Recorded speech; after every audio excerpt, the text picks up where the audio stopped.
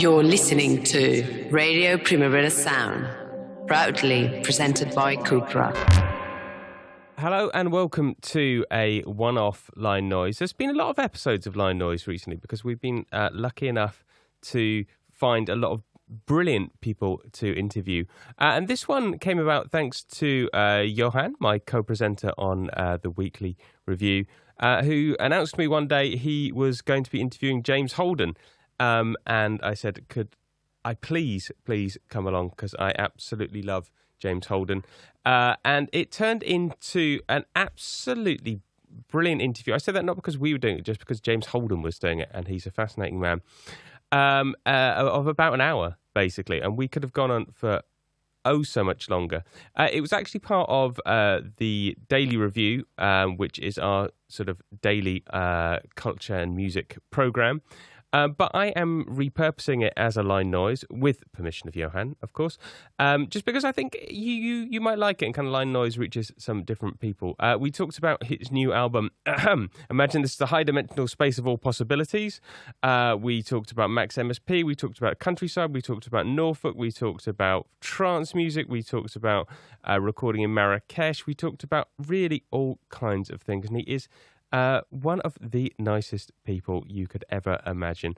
So look, it's a one-off Line Noise. I really hope you enjoy it. This is James Holden. Ladies and gentlemen, it is our great honor here at the Weekly Review to receive an artist that both Ben and I are incredibly fond of as fans, as lovers of electronic music, as lovers of transcendental music. James Holden is here with us in the studio. Hi, James. Hey. And I was going to applaud. Is that?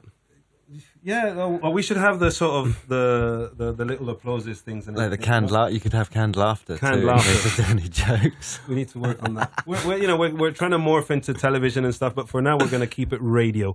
Let's get into this. I mean, Spanish tour. You're going to be playing Barcelona tonight, Madrid tomorrow, Santiago de Compostela, and Porto. Where were you playing last? I was in Italy day before yesterday, Milan and Bologna, and then Switzerland before that, and Germany before that, and the Czech Republic in the middle of that. Yeah. It's been nice. I haven't been home for ages. Are you doing it all by road? Mostly by train, actually. Oh, good. Yeah, it's been fantastic. Like, my carbon emissions for this tour have been the best of any tour. I'm so much gratitude for my agent and my partner for like lining all these things up so that I could just hop on a train, and it's good. Can I ask two questions? Yeah. Firstly, which audiences are best, and secondly, which train services are best? The trains are much easier to answer. Swiss trains are the best. They're just like my friend who lives in Zurich was like, yeah, if they're 1 minute late, people will already be complaining.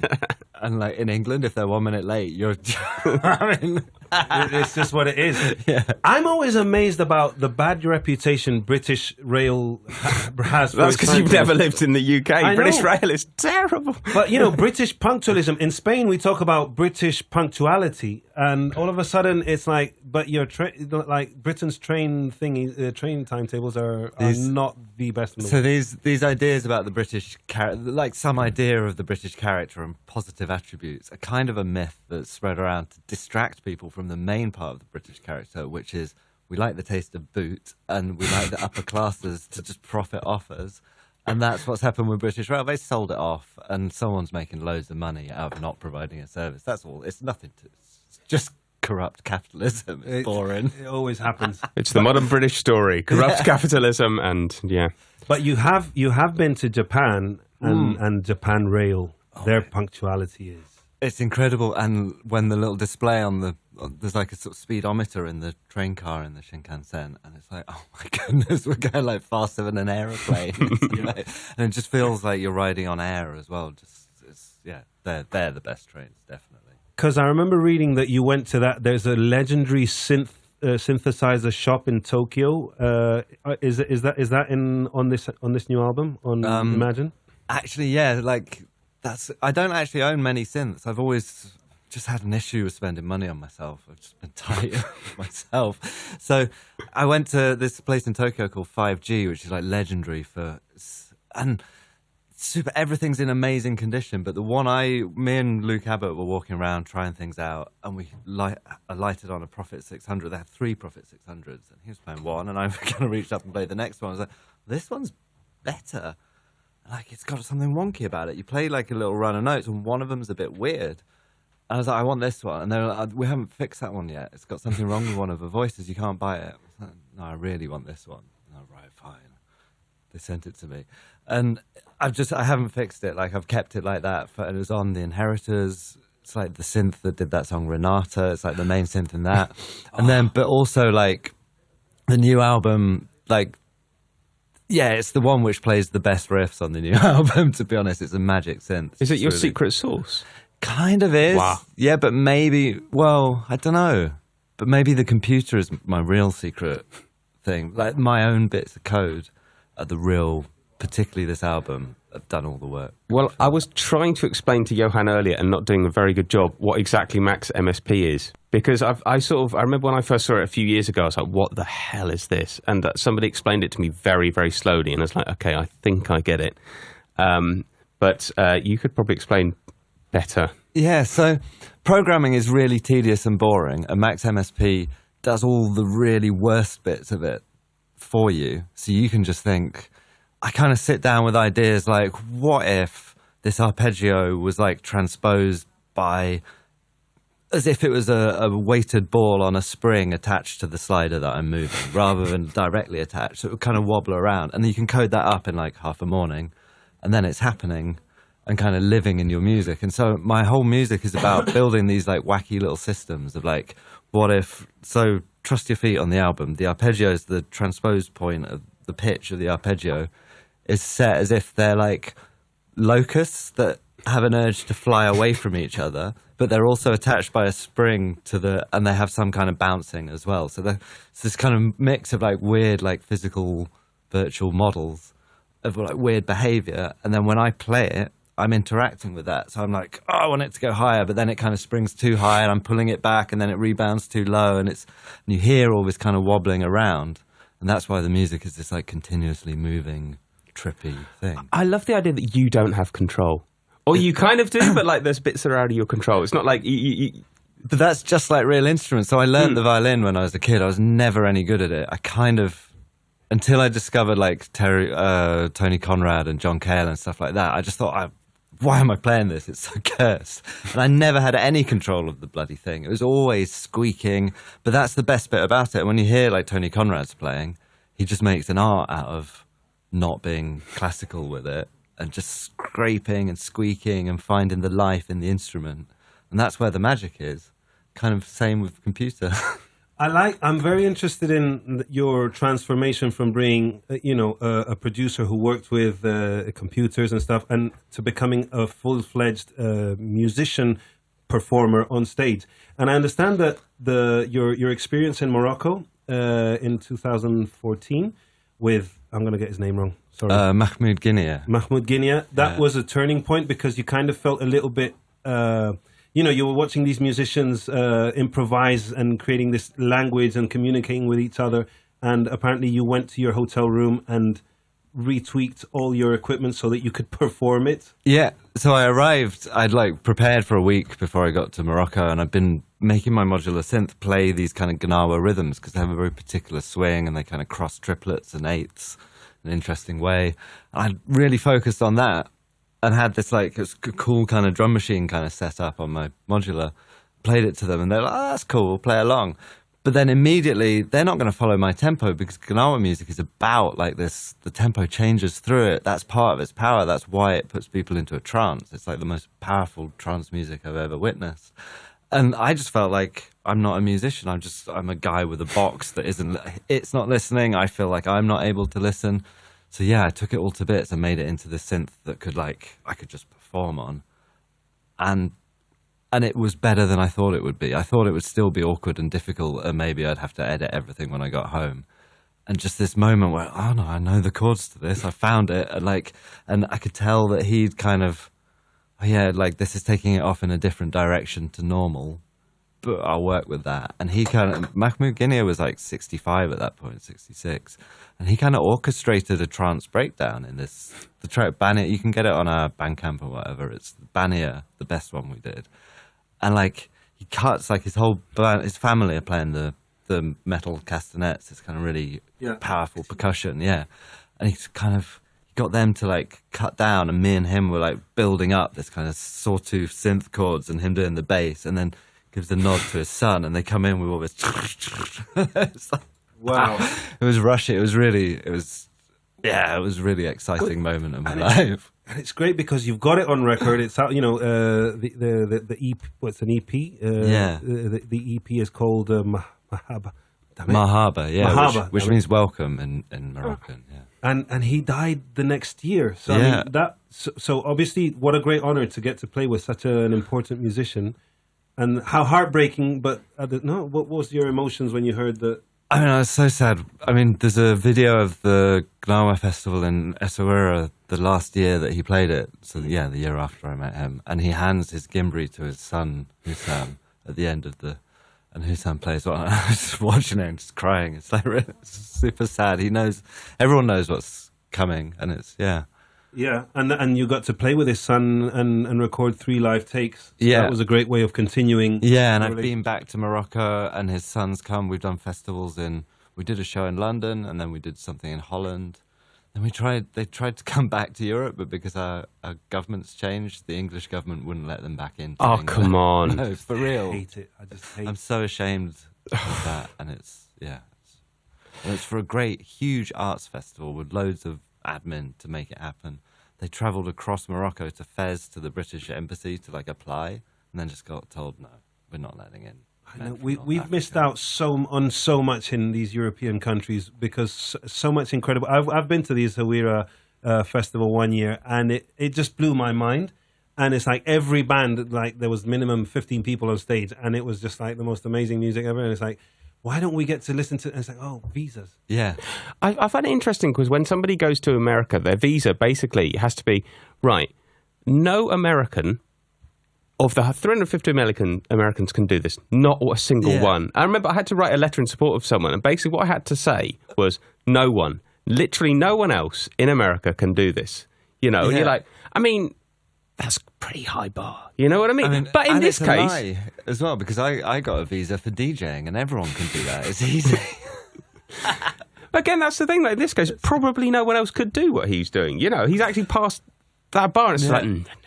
No, yeah. Horrible. While you were making The Inheritors, you spoke of being influenced by walks through Scottish mountains and wanting to capture that vibe. Did specific physical spaces have any kind of influence on Imagine? A bit, because there's like one track has a field recording. Just me and my partner Gemma. We were during lockdown when we had no money. We stayed at my parents' house just to get a holiday. They'd gone on holiday, and then we went to their house because we couldn't be in the same place as anyone. But it was weird times. I don't even remember the rules of that anymore.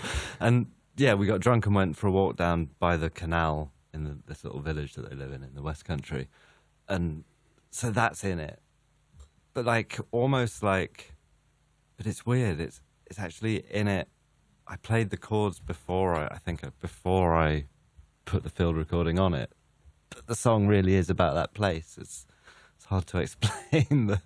Well, Ben was talking earlier about how Luke Abbott is from Norwich and talking about that beat.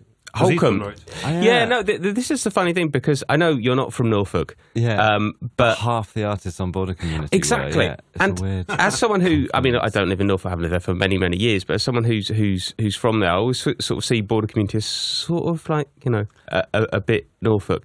And that album, Holcomb Drones. Have you been to Holcomb Beach at any point? I haven't actually been. I've seen pictures of it because it's perfect. It's literally it's probably my favourite beach in the whole world. It's absolutely amazing. And when I first listened to that album, obviously I'd seen the name, but I was like, oh yeah, actually that makes sense. It's definitely like what I'm into, and what a lot of people on the label are into is this kind of pastoral feeling in music of something it's really hard. I can't really articulate what it it's not a set of chords or sounds, is it? It's like just this feeling of being outdoor, of being sort of not urban, of being not rushing towards anything. Yeah. Which is why I'm surprised that you still live in London, right? Yeah. Like you still make most of your life in London, Yeah. which is I wonder like why you haven't made the plan of like moving to the countryside and building a studio in the countryside like nearly every British musician does once they get the chance. I am thinking about it, but there's something about London, like I can wake up and it's like a 2-minute walk to the Arab supermarket and I can get amazing vegetables and, go home and make myself a really good full for breakfast or something. And I'd miss that a lot. And my partner is allergic to more or less everything, so she's kind of dependent on having really good food supplies around. But also, London's changed a lot in the time I've lived there. And maybe it's not the dream that I thought I was moving to anymore. But there's something about being really close to all the culture and just seeing stuff happen. And I think I'd feel like I'd given up a bit or like decided to get old or something if I'd checked out of that like going to shows regularly is such a big part of. If I wasn't doing that, I don't know if I'd feel like a real musician. Like I wouldn't feel connected enough. So going to shows? What about clubbing? Do you still, because you've talked about the importance of dancing, and I've always seen you as a great priest of making other people dance. No, the high priest, a high priest of making people dance. But do you and your partner go out? Do you and Gemma? I know Gemma. Go out like certain club nights to go and check out a DJ set and stuff. Do you still do that? It's when I quit DJing, which is 10 years ago now. I kind of felt like, for a while, I felt like I never wanted to hear another kick drum again. Like if Random Play played some dance music, I'd get up, find the remote, skip it, and then. Yeah, and I didn't want to I didn't have any feeling like I wanted to go to clubs at all. It was so stark, and it was like, well, you obviously carried that on for too long. And then just gradually that's changed. And I've kind of, like what I really love is getting in a trance, and dance music is really good for that. And what I started to hate was all the tropes and the cheese, just the basicness of it, and kind of, but also like the basicness comes from the sort of capital hierarchy in the culture that if you want to make loads of money, you've got to appeal widely, and just all these kind of effects. If you're doing that, you've got more money to spend on marketing yourself, and you can get ahead, and etc. And I'm just like, I don't want to be having dinner with Sven Väth. It's no offense to them, but just like that's not what I wanted my life to be like, and so. Yeah, it all got mushed together in my mind as a set of negative correlations. And then eventually it just comes back and you're like, oh my God, this is amazing. And I saw like Oceanic DJing and Lucas from Wigflex DJing, and they were just incredible. I was just properly tripped out by it, and just I kind of wanted to know what all the records were, and then I didn't ask a single one just to keep it a mystery. But I wonder sometimes, do you have this problem in a way, because you've been making electronic music for such a long time? Is it quite hard sometimes for you to listen to something and not be like, that's a 303, that's a Juno, and they've definitely, that's an effect in Ableton or whatever that I recognise, to sort of get your mind away from it. And the sort of when I first heard dance music, it was like everything was new. Like I went to a club and every song was ideas I'd never heard before, and everything was blowing my mind, and I thought the whole thing would be like that forever. That it was a continuous, I guess the time when I got into it in the 90s, lots of things were happening. Like drum and bass appeared out of nowhere. That'll probably be something amazing and new next year too. And then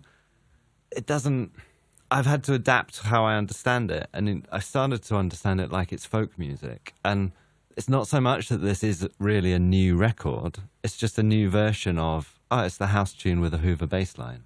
You've done it a little bit differently, but it's the house tune with a Hoover bass line. And kind of just relaxing and being like, well, that's what it is. And the real value of it is the doing it, that someone's performing it, people are listening to it. That's more important than kind of this is a new intellectual property. Again, it's kind of a capitalist nonsense that it's about making money out of a thing, and that's obviously about to go out the window if AI is eating intellectual property for breakfast. Yeah. So Yeah, maybe. I don't know. I'm still working through it, I think. It's because it always just struck me how, you sometimes you get billed in these festivals, which were like, big business techno festivals or whatever. And you were you'd always manage to just keep like it's your hour or 2 hours or 3 hours, it would be this sacred little spot between like sometimes you'd be sandwiched in between like kind of cheesy DJs. I don't want to disrespect any other DJs and stuff. I think I can enjoy a bit of business techno Sunday or whatever, but you'd be sandwiched in these, and I'd imagine you'd have to go to the dinner and go in the van with these, and it's like how you could be in that profession for so long. It always struck me like you were very patient. You were very patient, no? And that's the way it is. It's like that's the circuit, and obviously you'd get very well paid for it because you had your prestige. In those moments of, obviously not during the pandemic because no one could perform, but moments when it's an easy check for you. Like you could just tell your agent, look, I'm available for DJ bookings. You've never been sort of tempted, or even out of like, I wouldn't mind DJing again out of just for fun because it's easy for you in a way. It's not, that's the thing, to do it good, it's got to be your full-time. I don't think I could do it. When I was doing it, it was basically taking all my time and I wasn't really making very many records or doing that much else with my life. And like, it's so much work to just be on top of the music, to understand how it all fitted together and kind of, so I have actually done ambient sets since, but like super small things. Like I sort of thought about, maybe I could do like weird, eclectic DJing or something. And you're right, I did ask my agent, is it possible? And someone did offer something. And I just felt like, no, like I'd feel like a fraud, a sham, embarrassed. I couldn't go and stand on this huge stage and just be playing records unless that was, unless I was really focused on being really good at that. And yeah, I think to some extent, I was just a little bit bigger than I should have been. Maybe like playing, like it did work, but it was a fight. And yeah, if I was a bit smaller, there's less fighting involved in it. Maybe an easy life is nice. No, because then you'd get to play that, that Italian festival. Is it Club to Club in Torino? Yeah. That's always got an incredible lineup and stuff. And, and there's plenty of those events happening all year round, all over the world, enough to sort of... Yeah. But at the end of my DJ career, I decided when I was touring, like I didn't have a live show to tour The Inheritors when it first came out. So I was like, what I'll do is I'll do all night sets and just play like the breadth of the influences of the record and try and like make this world into like an 8-hour thing. And I'll do it at my favorite clubs that I've ever played. And we started making lists. And then it was 8 clubs. I was like, okay, well, that's quite a short list, isn't it? Like, that's it. So there's only certain places where you can really, you can sit at 100 BPM for 3 hours and people will go with that and not be like, come on, James, like, when are you But John Talabot, yeah, he's doing it. He did right at when pandemic was starting to be, the restrictions were starting to loosen out. He did a sunset set here at the Forum where we do the Primavera Sound Festival, and he did it for, what was it, 6 hours? Well, the whole night. I mean, I don't know. 6 hours? Till 12, because the curfew was 12 midnight. So I think it started, it might have been 4 hours. I can't remember. Anyway, and he had a visual, he'd filmed the sunset, and he managed to sync it in time so that the sun would completely set by the time it was 12 o'clock. And he didn't go above 110. Like, he started off at 100 or even 98. And obviously John Talabot, whenever he does anything, everyone goes, and plus nothing had been happening all summer. Yeah. So he pulls it off. He manages to pull it off sometimes. He won't do it at Deckmantel, but may rest in peace, Andy. Weatherall. He was doing this like a super life slow. from outer space. Yeah. And it was starting to gain momentum. Like, people were actually going to clubs expecting, like, the maximum is going to get is 110. Yeah, but I wonder if it's kind of gone back after sort of COVID, because it seems to me like we're like people are like, oh, Clubberland's going to change after COVID, and I don't go to many clubs, but I don't get the impression everything's changed and it's all like a lot more respectful. I get the impression that like it's very much all the hits now, all the DJs. and that's fine, I guess. But Yeah. it's gone through it. It's been fun because now I don't really feel like I'm in the club world. I'm just kind of existing, floating free or something. I keep meeting people from my past over this tour, like promoters who brought me in the past. And there's just an acts from that scene. I've kind of met up with a few people I knew. There's been this universal complaint of like, oh, the kids are like a mix of things. Like everything's too fast. Everything's like got a cappella. Like people complaining about it being very poppy and very. And one guy said, the kids don't even take proper drugs like weed and acid. They're taking letters and numbers they buy off the dark web. Like, okay, Grandad. It's all fine. Like I saw Heartstring and I saw, and that was pretty good actually. It was like a lot of fun. I don't really dance very quickly or very much, to be honest. I'm more of a sort of stoned swayer than anything else. Yeah. And it was faster than I can handle, but it made sense. I mean, it was quite cool, the music they were playing. It kind of reminded me of mid-2000s stuff, but just 10 BPM faster or something. But it is really interesting seeing how different moments of time get mashed together in ways that, to me, that's wrong. You've put like two completely contradictory scenes together within two records. But that... you got away with it. It worked. It's okay. And that's where something new is going to come out of people who don't fully have this like weight of history holding them back. And it's not my place to tell them they're wrong. I think that's what I think about it. I'm still processing.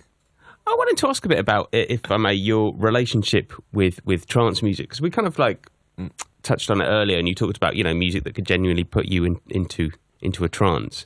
And I mean, you started off making music that was, and I'm sorry to make sort of quote marks, but kind of trance music in a way, like what people know by trance ish. I mean, and how do you see that music back? Do you still enjoy your early productions? Do you sort of ever play them? I don't actually put them on, but if they come on, I feel quite warm about them, definitely. And I mean, more so the music of that era that I was influenced by. I just feel completely no negative feelings at all about that stuff. Up till trance music, up until the sort of Ferry Corsten moment where all the Hoovers came out and it became a bit formulaic. Up until then, it's beautiful and pure. And there's a compilation my physics teacher taped for me called Trance Europe Express, Volume 1. It's got a dolphin on the cover or something like that. And everything on it is gold, and it's deep as anything. It's got warp kind of music on it. I was into trance and warp, and to me, they were the same thing. It just all joined up in one continuum.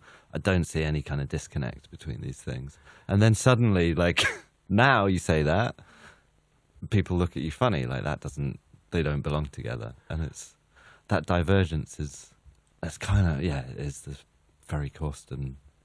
That's the problem. I think I had Trance Europe Express Volume 2. It was it came with a booklet. Yeah. I had Volume 2 for education about, and in them days you couldn't go on the internet and read about stuff. So I had this booklet and was reading about Throbbing Gristle, and I had Transatlantic as well, and that had all about a lot of the Detroit guys and a lot about Richie Houghton because he was good at talking about stuff.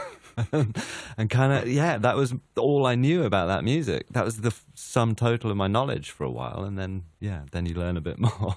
But there is, I don't know, a bit of a trance revival and Goa trance and things like that. Are you surprised that it's kind of coming back? No, I'm happy. It's good. I think it's really good music, and it had been abandoned because of stupid snobberies and stuff. I remember trance blew up, and then progressive house came along for people who were too clever for trance. Yeah, right. It was boring. It was really, and I often felt, even up to recent times when Lorenzo Senni was doing his thing with these, look, I'm editing this really bad taste music and now I'm in The Wire. There's some aspect of sneering at trance that it's working class music, it's popular music, and it's not those things. It's not, those things aren't something that you can legitimately sneer about, but also it's not, some of that trance stuff was just did belong next to the Warp Records in terms of like what it was doing musically and sonically. I think I don't think Lorenzo Senni has said that. No, I think he's quite... It's the way other people talk about right. him. Yeah, there's a little bit of him going, oh, it's kind of bad taste, isn't it? And I'm so ironic. Also, in his early interviews, maybe. But then, yeah, I've seen other people talking about it in this way that kind of betrays something that... But you've been a bit like that about your own stuff. Like, I remember pressing you about, like, because, you know, my girlfriend and I, we were totally, like so many thousands of people, we were obsessed with your remix of The Sky Was Pink. And you said, I'm not playing that ever again. You know, you were really sort of... But is there a part of you as James Holden, the artist, who has all these fans and people who've been following you for your entire career, now that you're playing shows, obviously not Sky Was Pink, I'm talking about earlier material, that you sort of feel that you're not a pop artist, but that part of being an artist that is popular, where you have to sort of cater a little bit to the fans, do you ever concede? Do you ever sort of think, I'm going to play something from the past? It doesn't feel like conceding, I think, because it's like I won't be playing The Sky Was Pink in my live sets because it's just a remix. It would feel like a fraud. But when I was DJing, I couldn't play that again and feel genuine because I'd worn it out for me. Like it didn't... When you're DJing, you play something and you want to be part of that enthusiasm. And if you're just feeling totally cold about it, then you're a lie. And I'd never wanted to be in that position. But I'm just grateful for the way people feel about things. And when you drop one of the old ones that people like and the first notes come in and you pull the filter up on something and people recognize it, like it's nice. Like I really like, oh great, you're happy to hear this. I'm really happy you're happy. You know, it's a nice feeling. And like, I love that. Because before we started recording, you were saying that, there's tracks of The Idiots Are Winning that you'd like to play in this new live setup that you have, but can you tell us about why it might be difficult? So, for example, Lump off that album, that was based off a soft synth that ran in Buzz, which it's still around, but I couldn't get it to work on my new PC, so everything becomes obsolete. And all of that album was done in a version of Cubase that I've lost the dongle for, that doesn't install on new PCs anymore anyway, and all the plugins are out of date. And so to get back to these, I've got the file, but it doesn't open on anything. And there's one song off the album, Idiot, I really want to do. And I've just got to work out the notes from scratch. Like, I've just got to sit there listening to it. When I was a kid, I used to play like 4 bars of Metallica, run through to the room where the piano was, and then try and work out what the chords were, and then run back, try again, until my parents got sick of the first 4 bars and nothing else matters. Can you play it now? Have you learnt it? It's gone. My memory is like Because on this last record, you're playing drums, how many instruments are you playing? When you were recording I don't know, like a whole sort of Mike Oldfield sort of thing. Yeah, I mean... Yeah, like drums, bass guitar, piano, violin, synth, recorder, hand percussion. But then I got some proper musicians in to do when it needed to be. There's 2 kinds of recording. There's one where I sit down at the drums and just have accidents. And then those accidents are quite funky sometimes. And I cut them all together and it sounds good. Or I get someone who's like Tom Page plays drums on one track and he just had to have one take and there was no editing. it was fine. And Camilo Tirado comes in to play tablas on something, and like having the proper musicians doing like really good jobs is a big part of it. Yeah, yeah. No, and I imagine like you've got a long list of people who are available and glad to come in. But I understood that you laid down marathon live takes, and then, as you said, you scissored and stitched them together, and then re-recorded everything once more. Does that mean when you actually brought the musicians in, or why would you re-record? It's not so much re-recording, like I was using the original takes. It's like recording. So the previous album, The Animal Spirits, I had this dogma that it was all going to be live, because there's something really magic when people are in a room, say the 3 of us were jamming, there's a feedback, like you're feeding back off what the other 2 people are doing, I'm feeding back off, and it generates, kind of in like maths, information theory terms, that kind of feedback setup generates lots of like rich, correlated, meaningful detail, chaos, good chaos. And if we did it as separate takes, then I'd play my thing, and I wouldn't have any influence from you two because you'd be putting it on afterwards. So there wouldn't be this kind of complicated network of feedback and correlation between everything that happened in the music. And so the Animal Spirits was about catching that. But it's kind of frustrating to do that because you're stuck. Like, I've blown my entire recording budget. Everyone's gone home. I wish I'd done one more take of that track. And I said I wouldn't do any edits, so I'm really stuck with it. And I read this interview with Mark Hollis and him talking about how there's two opposites, that improvised music like that and studio production on the other end of the scale, where you're like piecing everything together. And it's very conscious and and I wanted to find something that's like in between. So every take is a live take. Whenever there's a musician on it, I tried to do something where I played with them and where possible. But then I didn't have this rule that there's no edits. And if you take these live takes and crash them into each other, just like slip them across, and like that happened, and then 10 minutes later that happened, but what if they happened at the same time? Oh my God, that's amazing. And it's then the coincidences of crashing stuff together and kind of overlaying things and building. That's where I can find more, making the weird surprises, and the atmosphere and the kind of place feeling of the record comes from that kind of process. Sorry if this is a stupid question, but you said that you'd said no edits. Yeah. Given that it was your record, couldn't you just be like, well, I'm gonna edit it? I mean, well, yeah, but I'd written this whole manifesto, so I didn't want to be a hypocrite. Like, not that I told anyone apart from my friends, but it did. If I'd have let myself do loads, it would have completely changed the record, and it would have been a different thing. And then, yeah. I want to ask about maths as well, maths and music, because you studied maths at Oxford. Yeah. My dad, who was a maths teacher, always said mathematicians are very good at music. Yeah. Is that something you've seen in your life? I mean, and where's the sort of overlap? I mean, they're both abstract structures that I know some people who are amazing at music and they're terrible at maths and mathsy thinking, and they're just amazing at music. So it's not a one-to-one correlation. There are maybe multiple ways of being good at music. You read The Glass Bead Game, the Herman Hesse book? No. I feel like that's a book about, it's worth reading. It's a book about DJing. Just bear that in mind and then go and read it. I mean, obviously it's not about DJing, but it's this kind of... Good old Herman Hesse closing Berghain. Yeah, exactly. Way before Sven was at the door. Yeah, exactly. He's not dropping pop acapellas, I tell you. But it is, there definitely is, but also music is related to language, and I'm quite bad at language, I think. Like I struggle to write things that are very good or whatever. And so I think there's different overlaps in your brain with musical ability, definitely. Because funnily enough, he's also terrible at music, but he always had this thing, because we'd always laugh at him for like being good at maths, but his music was genuinely terrible. But I've been fascinated with it ever since. I've been like looking into various musicians, and there is quite a lot. I'm trying to think. I think Fortet studied maths as well. Yeah, I think he dropped out of university because he was doing so well, whereas I wasn't doing...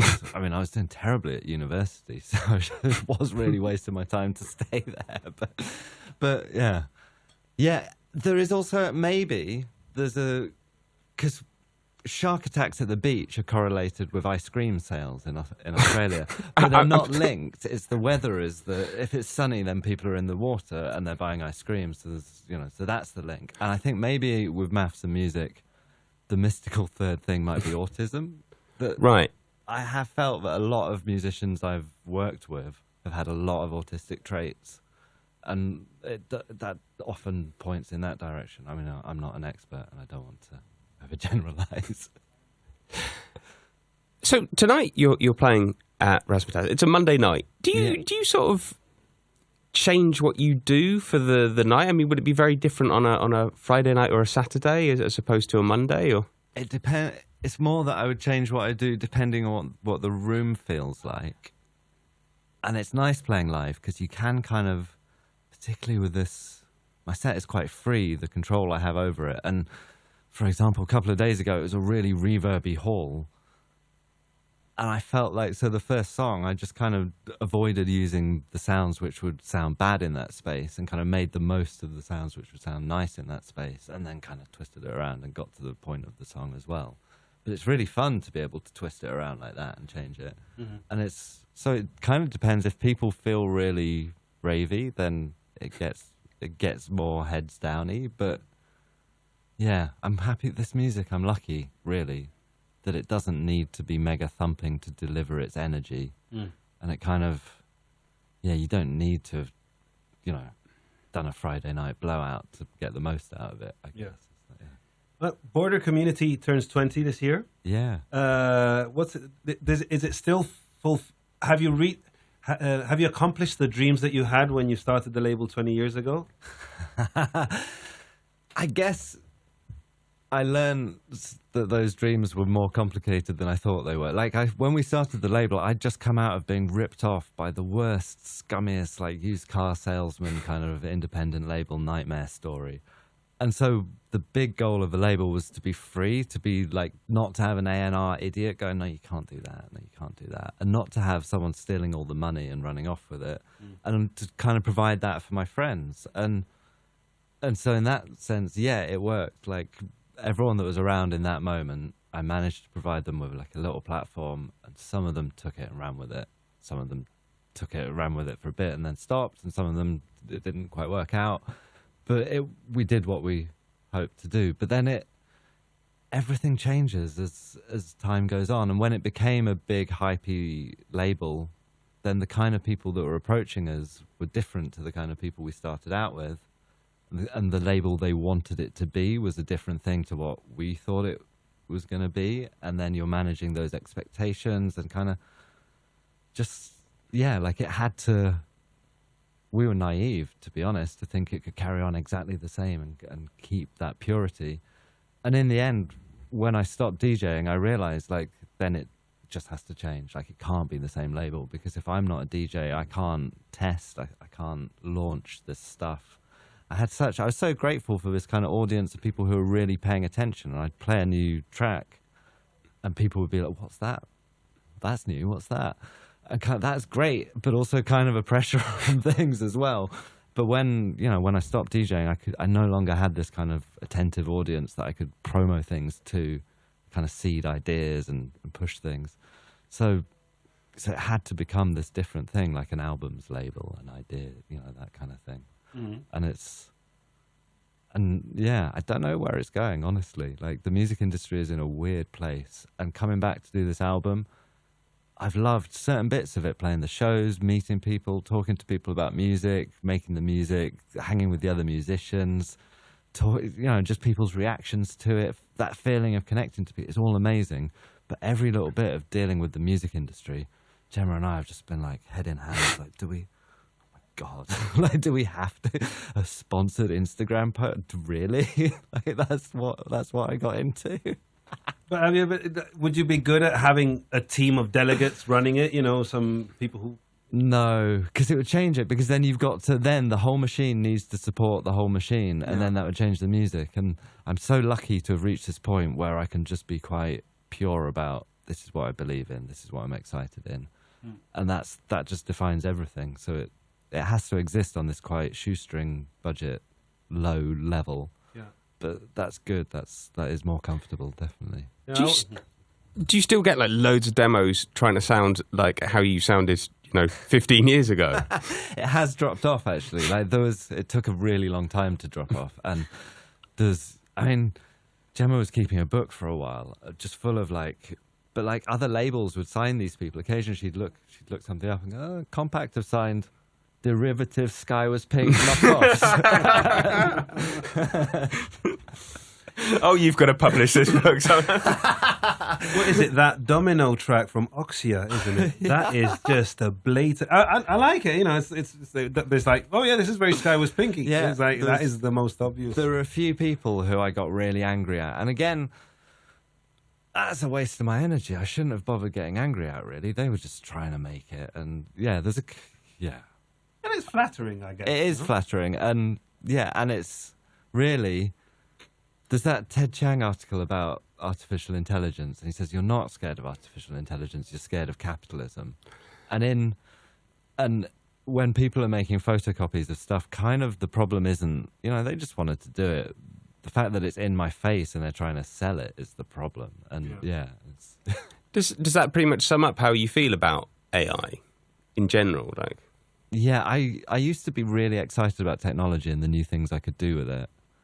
And there's been a schism that I'm not. I'm just scared of it now. And I've played with some AI tools, and because I'm so into building these kind of algorithmic things where if you build an algorithmic thing, it's like an instrument. It's not a mystery black box. It's something you can learn to play. And even the coolest AI music things that I've played with have felt like a black box. And like I could play this for ages and I wouldn't be getting closer to really realizing my intentions from what I've done with it.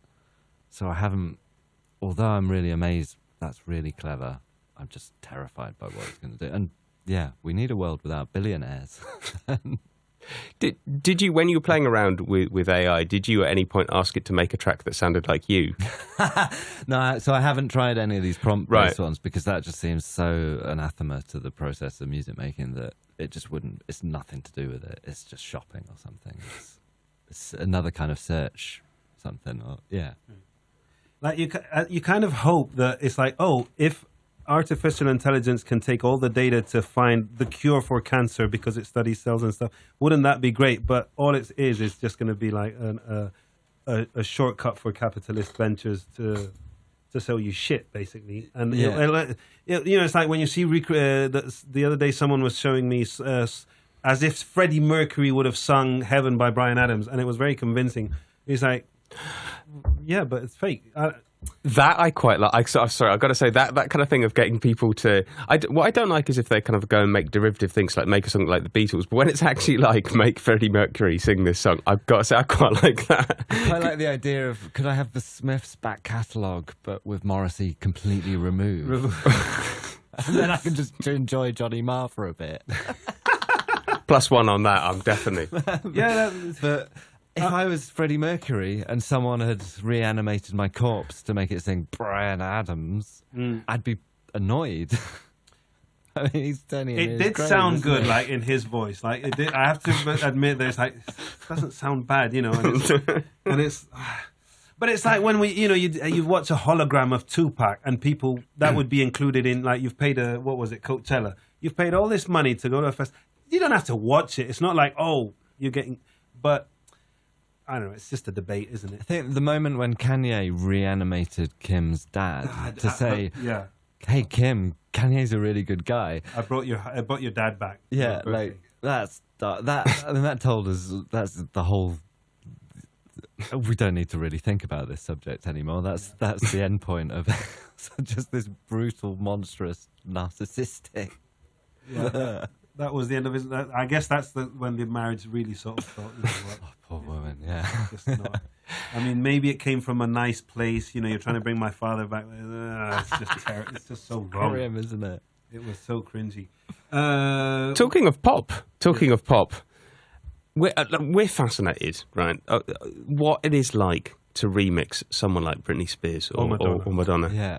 Like, I mean, because I imagine there's a lot of bureaucracy and agents and all these.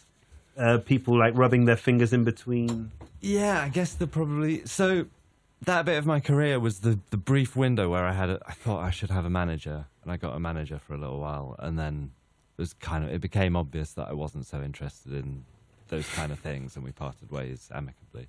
But yeah, like the Britney thing, it's like the people who produced the Britney had the idea they could ask me, and it was like someone from dance music who'd done it, who I kind of knew. So that's why I considered it. And Madonna, what I heard was that her hairdresser had been playing her my stuff. And she asked, and I was like, I just can't see any connection with this song. And then she came back with the second single off the album. And then the third. And so the third one, I could kind of say, well, there's something I could do here. And do it. And it is interesting to do. Those ones, like Britney and Madonna, were just super fun to do because they're really distinctive artists. Their voice, you could take half a syllable of Britney and it's still obviously Britney. Madonna has said so much in her career that her words carry some weight, and like stretching them around felt like, that's clever, that's funny. And they just accepted what I did. Like on the Madonna fan forums, I found a thread where a lot of people thought mine was the worst ever Madonna remix, just by a long shot. It's fine, I don't mind. Some people like it, and it's okay. Because I like pulled the legs off and like really stretched. What is Madonna? Like, what is this? And here's a really trippy song about that. But then remixing Depeche Mode, which you'd think would be, that's cool. That was awful. Why? Like an A&R from, like I did it. I thought, this is great. I'm really, like, their new material's not quite as good as their old material. It was a bit of a stretch to make sense of the song. But then I kind of got to something and I was like, this is cool. I'm really pleased with this. Sent it in. It's a bit weird. Could you do it? Could you bring the kick drum in earlier? Could you mix it a bit different? Could you change it around? And it's not, I don't think the band, I don't even know if the band had listened to it, but it's, you know, an A&R man at a big label. Yeah. He knows what he's talking about. He's a professional A&R man. He can tell me how to write a record. But like nothing, It's really annoying. I was so destroyed. Yeah. but nothing from Madonna and Britney was like, Yeah, send it just in and totally. I got a message back. Yeah, Madonna gets it. She sees what you've done. She likes it. I think it's one of my favorite of your remixes. Thanks. I still play it Cool. from time to time. And that Mercury Rev one. Oh, yeah. Yeah, that was really fun to do. And that was the first thing I did properly, using my modular and using Ableton and getting into this, like, oh, this can go a bit wild. Like, it was a fun learning process. Probably I'd have done it different if I'd have done it again now or, you know, a year after or something. But yeah, they let me get away with this. And it was when I was in this whole sort of krautrock phase that's never ended. Do you consider yourself a utopian? That's an interesting question. I guess like, if you're not aiming for some kind of, like, it's naive to think you'll ever get to a utopia. But if you're not aiming for it, what are you doing? Like, if you're not pushing for something better than this and look around us, then what, you've given up, or you're complicit in it or something. So it seems like a sort of, it's your duty to do that in whatever. I mean, I have very limited power in the world. I'm just a guy who's like a little bit good at computers and slightly good at music and got a little bit of assets, and some people know my name. It's not much power to change anything, but I can do my best. Well, you're doing a fine job because, you know, your music brings people together, and there's this, you know, this medicinal trance-like quality. Sorry for sounding cheesy, but it's that is really true. That trance is medicine. I mean, I was when I went back to play with Hussam Guinea in Morocco. After one of these shows we did, they were like, "Well, that was nice, James. Thanks for doing the show. We're off to play a Leela now, which is like the Gnawa religious ceremony. Would you like to come?" wow. So me and Camillo went, and it was incredible seeing the power of this music in a social setting. Like, it's all generations, like young people, really old people, families all together, handing out food, kind of. And then in the middle of it, people just going into a full trance and like flailing, passing out, waking up, weeping, like just dealing with all their internal things, using this kind of socially coded ritual of the music and the trance to do it. And it's incredible. Like, I can't really put across how powerful it felt, this kind of. And I think actually, like, it sounds like a cliche, but it really isn't, to say that when people go to a club and take themselves through quite extreme mental states, it's the same process that they're going through. They're dealing with what's happened to them in life in a certain way. That's why I'm always kind of waiting for, because clubs have become this sort of bottle service VIP area. You know, they've ruined Ibiza. Well, some of them. Not Great Nizza, for instance. You know, it's a good club. You know, but still, sometimes the experiences go. You order your drink and you're there looking at the DJ. You can dance and stuff, but I like it more when it's open air and you're in a field. I remember in Bestival, it was inside the forest, and you're in contact with nature, and you're seeing like technology and lighting up trees, and then it's beautiful and it's sensorial, and if you take your doses and stuff, you're in it. Have you ever thought of going a step further? For instance, you were into Popol Vuh and all the bands, all the krautrock bands. A lot of them lived in communes, and they kind of tried to create their utopias not only just make music and get it out there, they were actually making a lifestyle out of it. And I'm going to quote you saying, am I a hippie now? No, what was it? What were you were sort of making fun of yourself, I think, in an interview. It's just right at the top. Oh, so you're a stoner hippie, are you? Yeah. But no, Yeah. but it is, especially during pandemic, so many people thought we're buggered if we're going to depend on like supermarket chains and stuff. What if like there's gasoline shortages, if the petrol tankers aren't arriving? And, we need to everyone started thinking about moving out to nature and growing their own food and stuff. Like, people in communes have been doing. Have you ever had that conversation with your partner? We have thought about it. The lesson of border community, of how it changes, you can start a thing and then it changes under you. It's definitely filled me with some caution about setting up a commune, that would face the same problems. I've watched films about communes, and it's a complicated thing and requires a lot of social skills and emotional maturity. So maybe I'll grow up enough to be able to do it in the next 10 years. Maybe. We'll see. But it would be really nice to have, it would be nice to have, what the label did in like enabling people to have a platform to sort of start off. Yeah, you could do that with a sort of farmhouse studio or something. Maybe that's where I'm going. We'll see. We're always dreaming about it, like, because we're surrounded by lovely little villages here in Catalonia with all, which are practically half abandoned, and they're not that expensive if you formed like a little cooperativa of friends who are like, look, let's get savings but you have to involve capitalism by offering like bed and breakfasts, or like or an art gallery space or something for people. Did you watch Wild Wild Country? I haven't seen that, no. Oh boy, they made millions. It's very recommended. Watch it. But that gave me a thought. It's like, okay, they went wrong in many ways. Machine guns. Yeah, quite a lot of ways. As soon as they brought machine guns into the equation and started like burning down buildings of like people who were trying to like take them down, they started a little war on American soil. Wow! Please don't recommend living like that. Well, no, but the parts that they did right is like they celebrated an annual festival with people coming to meditate with Osho, and they weren't cheap, the tickets. But they weren't like impossible either. It wasn't just for the rich people to come to. It was affordable for people that, like, if same as people who come to Primavera Sound, spend whatever on a ticket. Well, people would go to this year festival, and they'd make a killing out of it, and they'd sell merchandise, all in the good cause, and it was to sustain the commune, and people were it kind of worked in that aspect. So you sort of pick bits and think it could be possible, but maybe if you become too big, bit less guns, bit less some of their rituals. Leave the guns out, and obviously you can't be closed off from the rest of the world. Like, you have to open your doors and like offer. I don't know. Yeah, it can be done. It's really, My friend sent me a link about someone talking about building resilient organizations and. There's kind of the structures that you need to build for change and accountability and stuff, and it's complicated.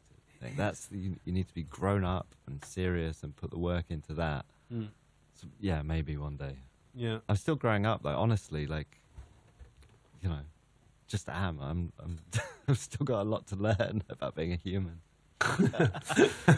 Are you good at being a record label owner, in control of your career and? Actually, I heard a very sad story about Gemma and you taking care of your dog. Yeah. It was very sick during the pandemic, and I'm sorry about that because I've lost pets, and the heartbreak is just immense. It's you can't really describe it. But you brought a new life into you've got a new. We rescued another dog called Heidi. Yeah. She's excellent. She's really cool. And she's very happy. Yeah. She's like got confident now. She's moved in. It's great. So making this album, was that a way of dealing with the sorrow from? It really was. Like, actually, the demos were made in the time we were like looking at. He had bladder cancer, Buster, our last dog, and we were living in the studio because our house was falling down. So we'd had builders come in and they'd like demolished it, and then the pandemic started and we ran out of money. So Like, it wasn't the nicest time of our lives, but it was super intimate. We were just living in 2 rooms and kind of looking after the dog, getting up. You'd have to get up loads of times in the night to take him out to the loo and stuff like that. But then I was making demos. That was kind of all we were doing, like just kind of living, looking after the dog, making demos. And it just felt like we did feel really sort of like a close unit in that time. And then when he died, I didn't really feel like making music for months. It was really 6 months at least before I picked it up again. And then I was like, oh, it's all finished. I don't really need to do very much. Which would be the track that was, sort of, I don't know, your love letter to Buster? Or it's kind of like the whole thing is touched by him, but there's one particular track, In the End You'll Know, which has got these kind of ethereal organs at the start, and it's really connected to Buster because the original, I was using this recording technique that Luke Abbott had pioneered on his Translate album that he'd recorded earlier, a couple of years before in my studio, where you just put loads of speakers around. And I found some speakers by the bins in the industrial estate. I've got like some nice 70s tannoy speakers, a couple of PA speakers, my monitor speakers, some like cheap little rubbish little box speakers. You spread them all around the studio, different rooms, different corners of the room, whatever. And then one sound goes to each speaker. And so it's as if your drum machine is a person in that corner of the room, your bass line is a person in that corner of the room. Really helps you write the music because it's kind of having it spatialized like that, separates the parts out, and you get it sounding good in the room, which is a part of, you kind of mix it as you make it by just making the room feel good. And then you put a pair of stereo mics in the middle of the room and capture it. So I was doing that with this ethereal organ part, and I had mics out in the foyer of the studio, which is like a big kind of hall-y kind of reverb. And it was beautiful for a while, and then on the recording it's interrupted by Gemma going, "Oh, I just took you out," and then the door goes, and that's the end of it. So every time I'd listen to this, wow, this is so beautiful, I'm on the verge of hearing some chords under it that really set it off, and then it gets to, oh, poor Buster, I felt really sorry for him, and I'd would lose the feeling, and then after months and months of just trying and never really finding anything to go with it, before it got to that moment, I turned the Prophet on and gone, da-da-da-da-da-da. Oh yeah, here we go. The whole song was kind of written before it had played through to the sort of 15th minute of that original stem. Well, that's we've been here for an hour. Yeah, great. The longest we've done in a while. Wow. Okay. It's a total pleasure. Playing tonight. Playing tonight. So get over to Razzmatazz 3, Madrid tomorrow in Sala Tango, Santiago de Compostela after that, Oporto. James Holden, such a pleasure. Thanks for having me, and it's been nice talking to you. Enjoy.